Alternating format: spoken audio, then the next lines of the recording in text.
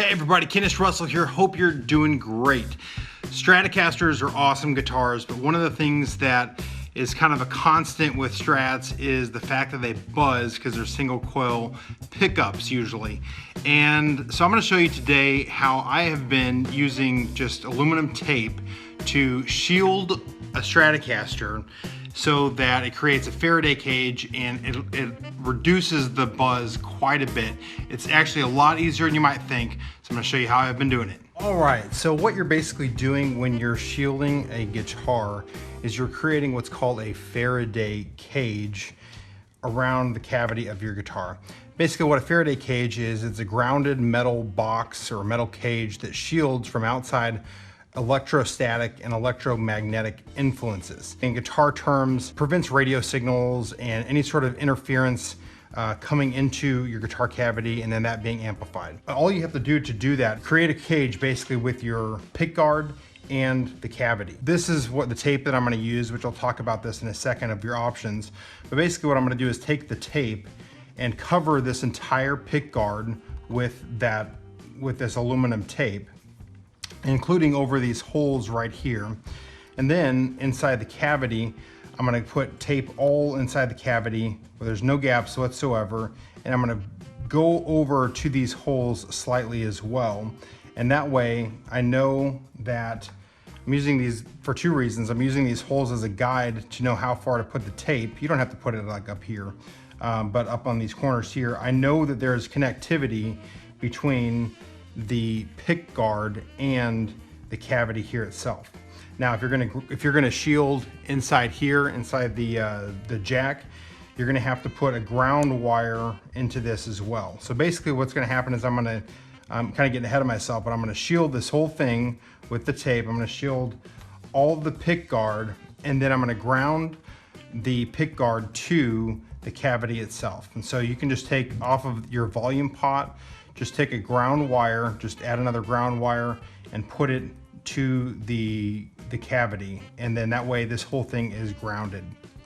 Another thing that you're gonna wanna do is make sure that you have connectivity throughout your whole guitar. So in other words, like the metal here is touching the metal over here. And you're just gonna use a multimeter to have the continuity, check the continuity of that. Now there's a couple different ways to do this, and I'm not advocating one way is best over another, but the copper shielding is what you're gonna see mostly. It just comes in rolls kind of like this, but they're a lot smaller and you get a lot less for your money. So, but it's the same exact process as you're gonna use with the copper shielding. Another option you can do is they have conductive paint that has like metal in the paint. And I've got another guitar I'm gonna be doing that on soon. I've never done that before. But basically you just paint your whole cavity, make sure it's has connectivity throughout the whole thing, and then I guess you would tape your pick guard as well. And then you're good to go. And you're gonna have to ground that somehow too to the paint. And then with the aluminum tape, the thing you have to watch out for on the aluminum tape is, you know, it's adhesive tape. And so the deal is the back of this tape, the adhesive is not conductive. Now most of the copper tapes that you see that are made for doing this kind of project have adhesive, conductive adhesive, and so you don't have to worry about it. But basically all you have to do on this is when you're putting in a piece, I'm gonna just kind of do this real quick. I'm gonna use the back of this as an example. Imagine this is the inside of my cavity. I put this piece on here, okay, and that's good to go, but if I just take another piece and I put it on top like this, there's no connectivity between this top piece and this bottom piece because, well, maybe not no, but there's limited because the adhesive is not very conductive. So all you're gonna have to do is take whenever you're putting your second piece or the piece on top of the first one, all you have to do is fold, I'm gonna rip a corner off of this, fold a corner like that. So now your adhesive, this bottom part is conductive, set it on top of the previous part, and you can take just another little piece of tape and put it on top of it just to kind of seal it down. Now this whole thing is conductive. Now, a lot of times, especially in the Strats, there's just all these like little prickly things from the paint or from the wood. they just don't do a very good job of sanding usually inside these cavities. So you have a couple options. You can take some sandpaper and get some sort of block and put it in there. All I want to do is just knock these hard, real pokey ones down a little bit. I'm going to try to use a Dremel tool and just kind of hit these. I'm not trying to get like super smooth. I just want it to be where I can rub my finger on top of it and it's not going to poke through the aluminum tape. So I'm going to put the camera up on time lapse, and hopefully this won't take too long for me to do, and you'll kind of see the whole process in just a short period of time.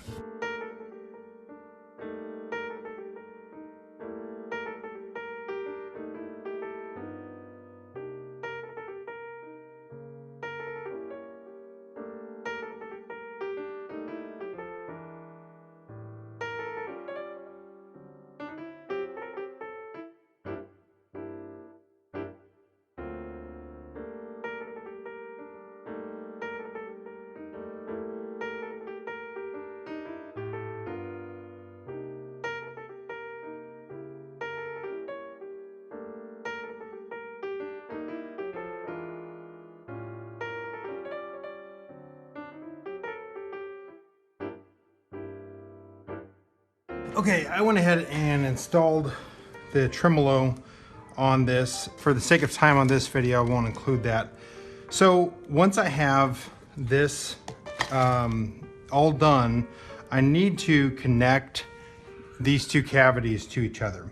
And I should have done this beforehand. It's a good idea to take like a piece of wire or something and just go ahead and put it in this where it connects before you put all the tape around it. What you're doing is you're just connecting the grounds across here. The one thing about copper that's better than the aluminum is copper is easy to solder to. Aluminum is not. So you got to have like a real hot soldering iron, I guess. I'm not really able to do it. And so, by the way, this is the ground for the tremolo. We're not going to do that quite yet. But basically what I'm going to do is I'm going to just connect these two.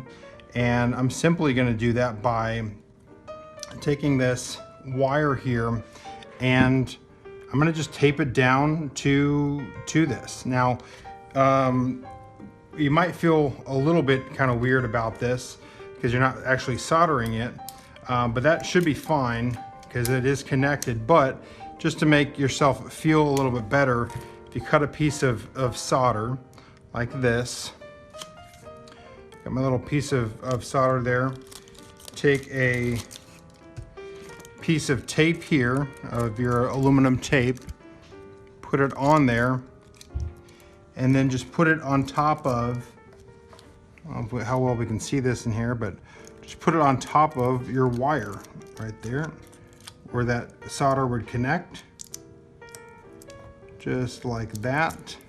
Okay, so that is connected. It's grounded on there right now. But then if we take our soldering iron, make sure we can see this in here, and just heat that up a little bit, it's melting that solder into that part right there. So there's plenty of connectivity in there. I'm going to do the same thing over here on this cavity. Cut me a little piece of solder here, just like that. Give me some more tape. Put my solder on the tape and put it in here just like that. All right, and take my soldering iron and melt up the solder inside there, and we are good to go. Let's check our connectivity. See if we get some beeps. Let's see what we got here. All right, let's see, here's nothing. Hear that? There we go. These two are connected to each other. So we are good to go there. Now the last thing to do is to solder one of these grounds. One of them is going to go to the output jack, and the other one's going to go grounded to grounded here to the cavity. And I'm going to go ahead and just do these all at the same time, and we are good to go there. Just for kicks and giggles, let's see how we are here.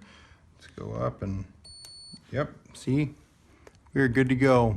We've got this up here. on the volume pot and even volume down over here. We're good to go. I'm gonna put these output jack wires in through this hole. We're good to go there. And this guy, the pick guard here on top here, you can see there's one little area here that I need to clean up. A little bit here I need to clean up, but this is it. It's completed basically. Clean up those areas and that's pretty much it. Solder on an output jack. This body is ready to go. Just needs a new neck. We're like almost there. Well, there you go. That's how to install a shielding on a Stratocaster to make a Faraday cage for you. Hopefully you liked this video. If you did, please hit that thumbs up button and subscribe to my YouTube channel if you haven't already. I really appreciate it. And also, if you have subscribed and you haven't hit that bell thing so you can get notified when I make new videos, I'd appreciate you hitting that too. Anyway, Kennis Russell out. Thank you so much for watching, and I'll see you in another video.